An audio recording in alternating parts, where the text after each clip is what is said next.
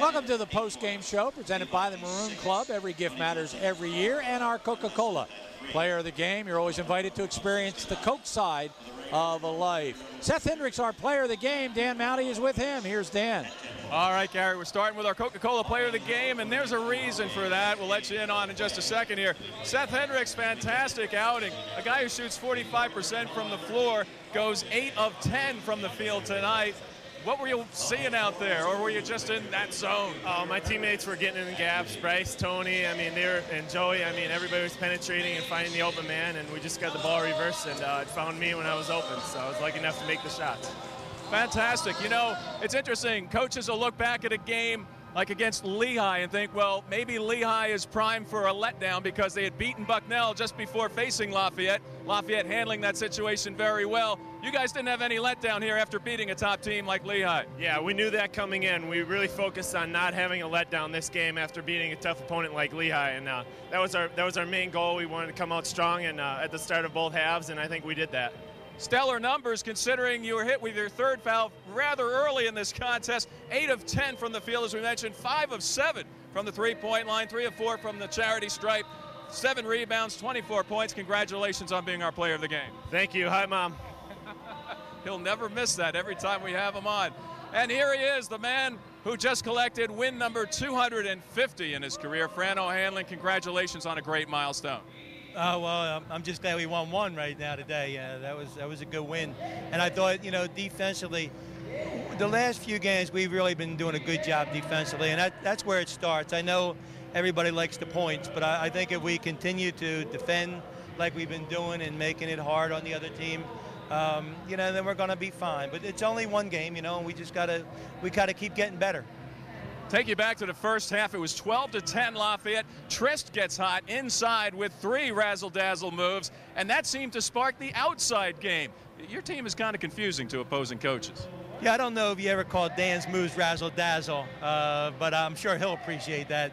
Dan is our inside presence, and he got some shots inside, and outside he can step outside. And Seth had a great game today. But I think overall, it was a great overall effort from everybody. And once again, I can't give enough credit to the defense and also my assistant coaches. This was a collaborative effort from John O'Connor, Coach O'Connor, and Pat Doherty the last couple of games in getting these guys ready. And they've done a great job with that, of just knowing what the other team does and us being able to defend it. You beat one of the tough teams here in the first half of the season in Lehigh. No letdown evident on the part of the Leopards here tonight. No, we are just trying to take one at a time. It really is. I know that's a coaching cliche, but we have to be up for the next game and then the next game and after that.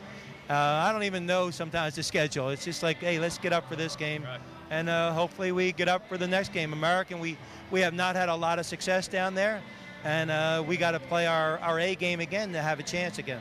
Tough place to play in the Eagles' Nest down in the Washington, D.C. suburbs. Well, Fran, congratulations. All 250 wins here at Lafayette College. That's a lot to be proud of. Oh, yeah. Well, that all comes from having very good players, and also I've been here for a while. And we hope you're going to be here a whole lot longer as well. Congratulations, Fran. Great win tonight. Me too. All right. Let's bring it back to Gary and John. And I have a feeling Fran does know who they play next. I just have a feeling he does. Let's take a look at the highlights, and then we'll give you some of the numbers. It all started, you heard Fran O'Hanlon talk about it. It started with the defense. Lafayette came out really tenaciously defensively. This was all in the first couple of minutes of the game. They really set the tone, and it got them off and running, and I think it gave them more confidence at the offensive end. And then, of course, they started early and often going inside to Dan Trist. Here you see a little fall-away jump shot. He scored in a bunch of different ways. Watch the little left-handed half hook right here. They'll go down inside to him again. This time he goes to the right side. Before he does that, what a terrific pass from the high post. Fran's centers have got to be good passers. Tony Johnson, dribble drive, kick out. Joey Tazinski, the second leading scorer. And boy, I'll tell you, when you know, when you can get that kind of dribble penetration from Tony Johnson and you surround him with 4 great shooters, good things are going to happen. Our Coca-Cola player of the game was Seth Hendrix. Boy, if you think Joey Tazinski shot it well, how about this guy right here? And Gary, there are just so many weapons. Colgate, you know, made a little bit of a run in the second half. Mitch Rolls with a couple of buckets. There's a step back. There was a transition hoop right here, and it looked for a moment. They got it down to 12. There's Matt McMullen. They got it down to 12, but again, you just had the sense that Lafayette was just playing too well offensively. Dan Triss steps out, and he kind of diversifies his game with a 15-foot jump shot. Watch the ball movement. The pass, to the shooter. Well, when the ball ends up in his hands, forget about it. It's lights out. Lafayette doing a great job on the heels of a terrific outing at Stabler Arena. Gary, they never missed a beat. They picked up right where they left off. This is a dangerous team. And good news, too, from Hamilton, New York. With less than a minute to go, the women are up by 6, 48-42. So we're pulling for the Leopards to win up there. We'll see them on Saturday against American. Well, here's how it shook out.